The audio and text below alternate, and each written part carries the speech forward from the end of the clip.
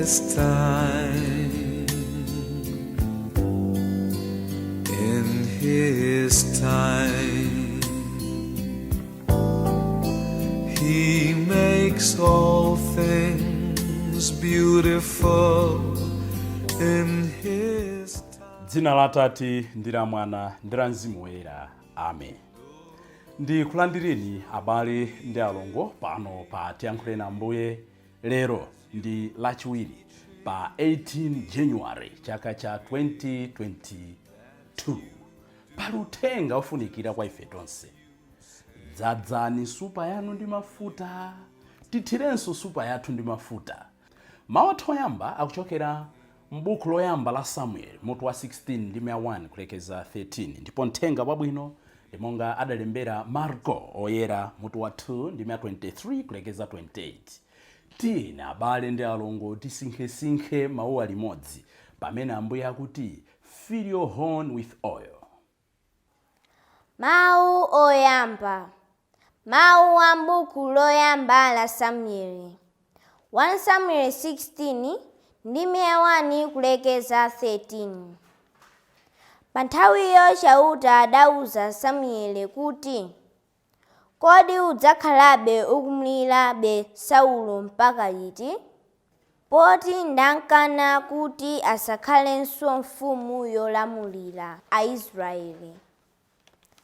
Dzaza mafuta nsupa yakoyi, upite kwa Yese wa ku Betelehemu, poti ndadzipezera mfumu pakati pa ana ake aamuna.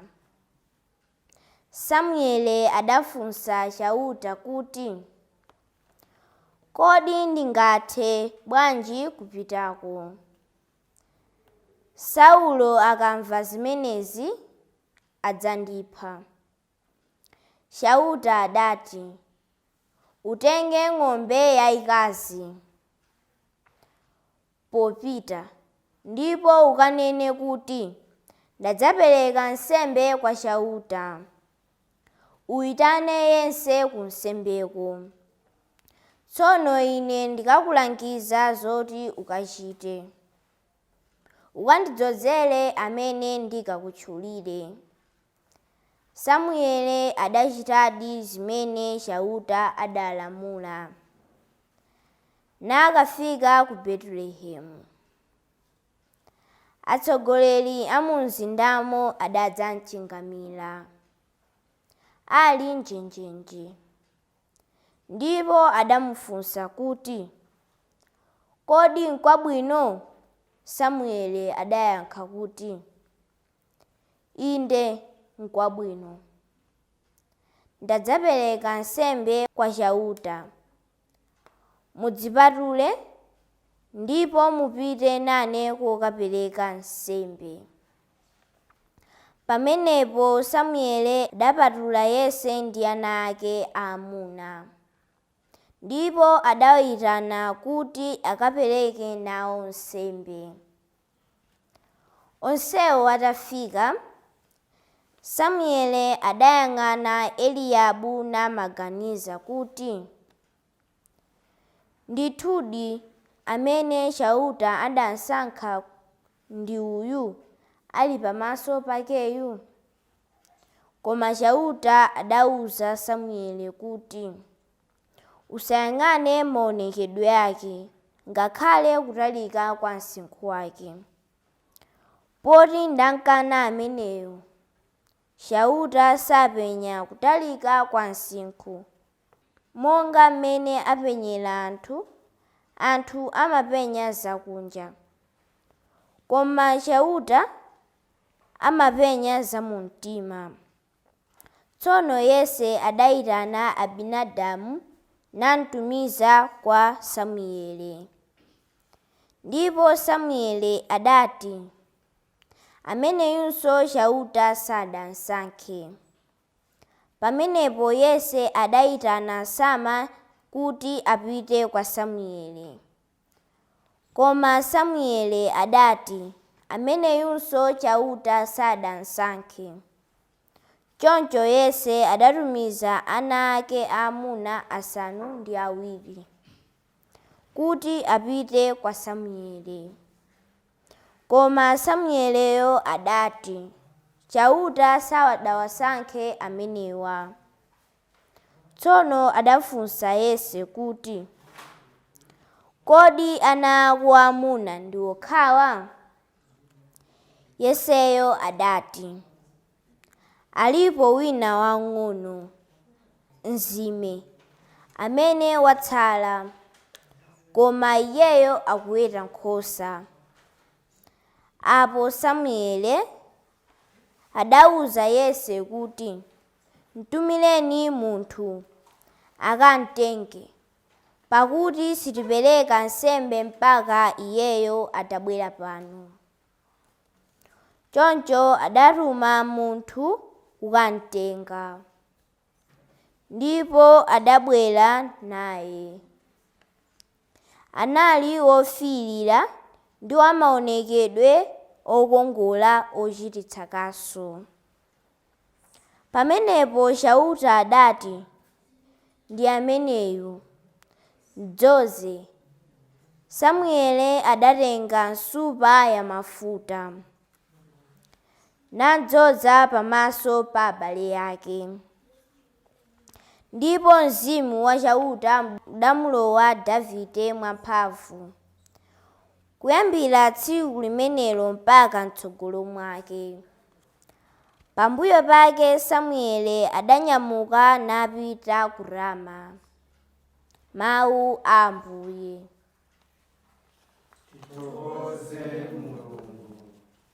Ambuye akhale nanu. Mawu a Uthenga Wabwino monga adalembera Marko oyera. Ulemu kwa inu Ambuye. Pa tsiku lina la Sabata, Yesu ankadutsa m'minda ya tirigu. Akuyenda choncho, ophunzira ake adayamba kuthyolako ngala za tirigu nkumadya.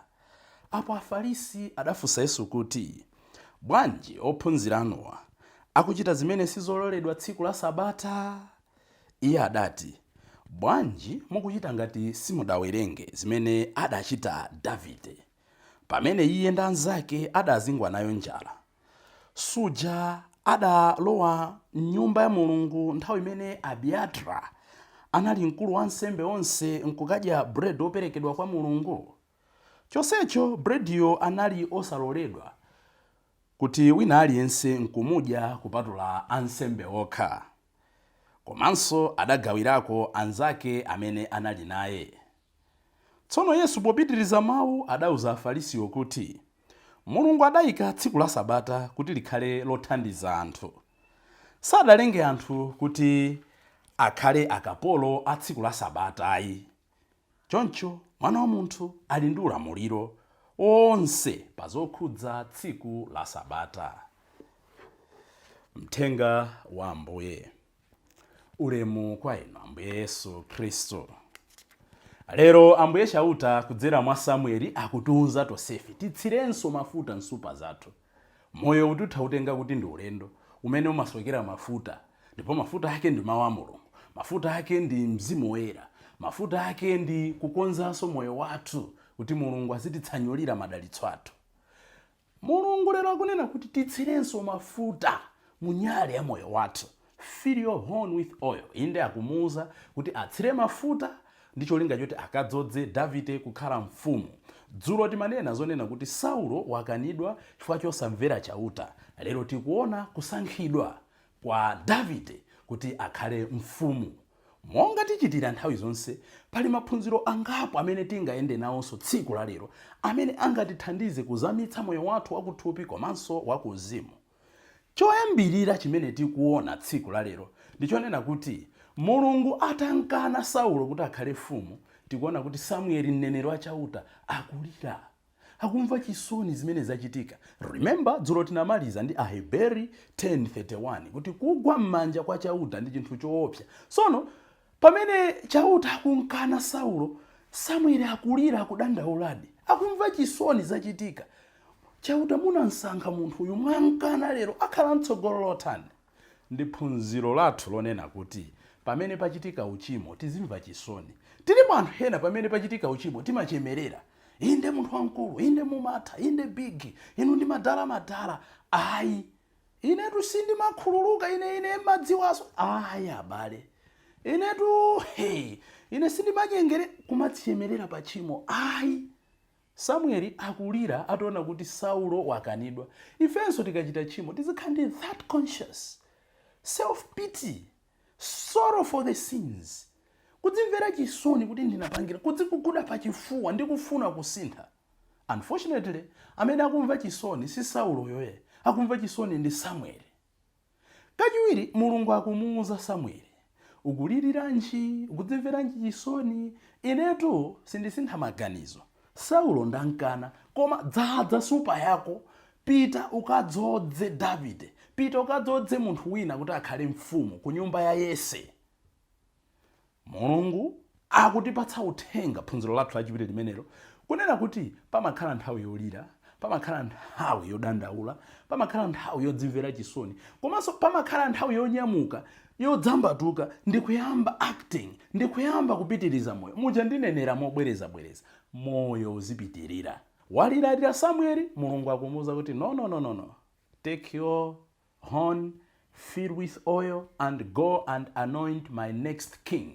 Ifenso izikhala nthawi sitingangokhalira kulira, sitingangokhalira kudandaula, sitanthauza kuti ndiye kuti tizikhala a life of pretense. No, but we know kuti kulira okuti tadzadza migolo sikupindula china chilichonse. So tikalira pokhala ndife anthu timamva chisoni, timakhumudwa, but in the end tizilola moyo zipitirira. Business yagwa, ntchito atichotsa, onsembe atikhapira kosathwa, banja lasokonekera, izikhala nthawi yomapitirira chitsogolo. Phunziro lathu lachitatu ndilonena kuti Mulungu sadzalola kuti kufoka kwanga kuthetse ntchito yake. Pa Chingerezi zimamveka bwino koposa, God will never allow his work to die with the death or failure of a man. Mulungu sadzalola kuti ntchito yake ithere pa njira chifukwa chakulephera kwa munthu kapena kufa kwa munthu. Inde Saulo wakanidwa ngati mfumu ya Mulungu, ngati mtumiki wa Mulungu, ngati mtsogoleri wa Mulungu, koma Mulungu sakufuna ntchito yake iyime. Nchifukwa akumuwuza Samueli, pita ukadzodze mwana wa Yese kukhala mfumu. Tisamasimbwe, tisamayerekedwe thinking kuti because ndimachita zinthu kusiyana ndi wina aliyense, chifukwa ine ndinayambitsa izi, chifukwa chonena kuti ine ndamene ndimatsogolera izi, chifukwa chonena kuti ine ndamene ndikuoneka ndili ndi mphatso iyi yosiyana ndi zayawazi, ndiye kuti ine ndiyambe kunyada. Ayi, Mulungu sadzalola ntchito yake ithe chifukwa chakulephera kwanga, chifukwa chakugwa kwanga. Kandi gulu la tiyankhule na Ambuye, kandi gulu la word made flesh, kandi gulu la logawana mawu otani, kandi pa parish, kandi diocese. Mulungu sadzalola kuti ntchito yake ife chifukwa cha my failure because of my death. Ayi, inde mwina idzayenda pang'ono kanthawi pang'ono, koma ulendo udzapitirira. Ndi zimene tikuona. Kukanidwa kwa Saulo sikutanthauza kuti ntchito yayima. Mulungu akumuwuza Samueli ntchito izitani izipitirira. Tisakhale onyada, tisakhale odziyenereza, tisakhale odzimva, tisakhale odzitukumula. Tidziwe kuti Mulungu adatipatsa ntchito, ndipo Mulungu yemweyo athu kutikana ndi kupatsa ena to do even better than we are doing. Phunziro lathu lachinayi tsiku la lero ndionera kuti tizivomera chisankho cha Mulungu. Poyamba, Aisraeli, Mulungu ndi amene anali their king in everything. Mulungu adalenga anthu, ali yekha mwini wawo, anthu ati tilibe mfumu, amakana malamulo. Nyimbo yathu ije imatero, anthu ati tilibe mfumu. Ife tufuna mfumu yooneka ndi maso, amafuna a king of their choice. Nde Mulungu ananena kuti mwana akalera nyanga nsatsi, nsemere imfotere. Nchifukwa akuvomera chisankho chawo cha Saulo. Anawunikira, mfumu imene idzakugwirisani thangata, mfumu imene idzakuzuzani, mfumu imene idzakusokereza. Liyayi, ife tikufuna mfumu. Mulungu akuwapatsa mfumu zotsatira zake. Mfumu yalephera, Aisraeli alephera. Koma nawo Mulungu akupereka mfumu yake. Nchifukwa tunena kuti tivomere the choice of God. Pamene Mulungu akusankha David, akunena kuti uyu ndiye wanga amene ndimamfuna. Inu mmafuna wanu walephera, koma ine ndikupatsani wanga, a man with a heart after my soul. Leronso chimodzimodzi titha kumaona ngati kuti amene akutitsogolera samene timamfuna ife, tikufuna watu. Ayi, tisalimbane ndi chauta. You may think kuti mkazi amene muli nayeyo is not the wife of your choice. You may think ansembe amene muli nawo, ife ndiye adatilakwira koma akadatipatsa ansembe aja. Ayi, chimene akupatsani mulungucho chivomereni. Aisraeli anakakamira zimene amafuna iwo, koma taonani kumene zalepherera. Taonani kumene agwera. Taonani kumene akulowera. Chisankho chimene watipatsa mulungu tichilandire ndipo tichitengulire nkuchinyadira. So tikutero kuti what you have right now may not be the wife, the husband, the parish priest, the boss, the president of your choice. But if it is God's will, mverani, cooperate, ndikupita chitsogolo. Ndipo the peak of our lesson tsiku la lero, pasonga penipeni pa phunziro lathu tsiku la lero, ndi chisankho cha Davide. Atapita Samueli, tikuona akukapeza ana a Yese, oyamba akupeza Eliabu, nyamata wadzithoneka bwino, osongoka bwino. Ndipo mmaonekedwe nkuganiza kwa Samueli amati iyi ndiye mfumu ija, Mulungu akunkana. Akubwera wachiwiri Aminadabu, Samueli akuganiza kuti uyu ndiye muli experience, Mulungu akunkana. Akubwera wachitatu Shama, akukanidwanso. Mpaka ana onse 7 a Yese akukanidwa. Chimene akutiphunzitsa ndi chani? Sometimes we focus on appearance. Timangoyang'ana zooneka ndi maso. Ayi, chikomekome chankhuyu nkati muli nyerere. Musaone zimene ine ndikuonetsani. Go within, go inside my heart. Ndimaonetsa zipatso zotani. Taonani panali zisankho posachedwa mu mpingo. Timachedwa ndi kuyang'ana kunja. Amenewa sangakhale treasure, alibe ndalama, alibe shop, alibe galimoto akatidira ndalama. Ayi. Amene sangakhale chair papali chipano amafunika okhala ndi oyendera mabrado, oyendera chani. Ayi. Don't go for appearance. Go for the heart. Nzimene Mulungu amayang'ana. Nchifukwa yake Faton Shine ananena kuti titanganidwe ndi diso la Mulungu. Amanena kuti dziko lapansi lili ndi maso atatu oonera zinthu. Things as I see them, things as you see them, and things as God sees them. Zinthu monga mmene ine ndimazionera, zinthu monga mmene inu ndimazionera, zinthu monga mmene Mulungu amazionera. Ndipo Faton Shine anatsindika kuti tizitanganidwa ndi kuona zinthu monga mmene Mulungu amaonera. Ambiri timatanganidwa ndi kuona zinthu with the second eye. What's the second eye? Zinthu monga mmene inuyo mmaonera, zinthu monga mmene awo amaonera. Timatanganidwa ndi zimene ena akunena, our mirror. Ena adafika mpaka chifukwa choti ena anawuza kuti kuda ngati kupasikwa mphika, anafika po kudana ndi thupi lawo mpaka amamwadzima nkhwala zocheza kwa mazona. Ayi, love yourself because Mulungu amakukondani. Tisachedwe ndi kuyang'ana kunjaku. Inde tizidzisamalira, inde tizioneka okongola, obeba, koma tisayiwale kukometsa inside. Chifukwa God is more interested ndi zooneka mkati mwathumu. Phunziro lathu lotsiriza tsiku la lero malingana ndi mawu athuwa. Ndonena kuti phunziro lathu lotsiriza tsiku la lero malingana ndi mawu ndonena kuti don't rush the events of your life.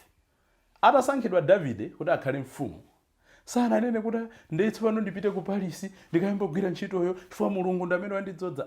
Anadikira nthawi yake. Timva mawu ankuja mtondo kuti panali struggle kuti afike ponena kuti Saulo wavomereza, kuti afike poti Davide mpaka wakalowa nyumba ya chifumu. Nthawi zina Mulungu akatipatsa zinthu timafuna kuzithamangitsa more than mmene Mulungu akufunira. Kungondipatsa udindo lero khala bambo fumu, koma I want to bring change here and now, kutetsa maudindo nthawi yomweyo makwaya kuwauza kuti asadzaimbires. Take things one day at a time. Mwasankhidwa udindo pakampani kuti ndinetu bosi pano mundimva madzi, anthu onse kwachotsa chimodzimodzi even mboma. Nthawi zina we rush to do things, akuti achoke ntchito. In the end things are stuck. So nena kuti zisekerera zinthu zolakwika, koma we should take our time, learn the process, trust the process. Zinthu zachitika, boma la sintha, inde anzathu akungoti futhi akuonjeza kuti change yo sikuoneka instantly inde, komano pasioneka progress. Trust the process. Komanso tili extreme ine kuti timangofuna zinthu pompo zisinthiretu. Mwamba ntchito lero, funa lero mugule galimoto, lero mmange nyumba, lero muthandize aliyense, lero muyambe moyo wazinjoyi mzipita kunyanja. Ayi. Davide sanapange rush things. Wasankhidwa khala mfumu, anadikira the right time imene mulungu adzamunyamule ndi manja ake nkumuyika pa mpando. Ambuye lero atithandize kuti tisaderere zimene mulungu atisungitsa ndi cholinga chonena kuti tizichita chifuniro chake. Lero mulungu akuti tithirenso supa yathu ndi mafuta. Muthira chani mmoyo mwanu lero? Nanga muthira chani mmoyo wa anzanu? Dzina la Atate ndi la Mwana ndi la Mzimu Woyera. Amen. In your time, in your time, you make all things beautiful in your time.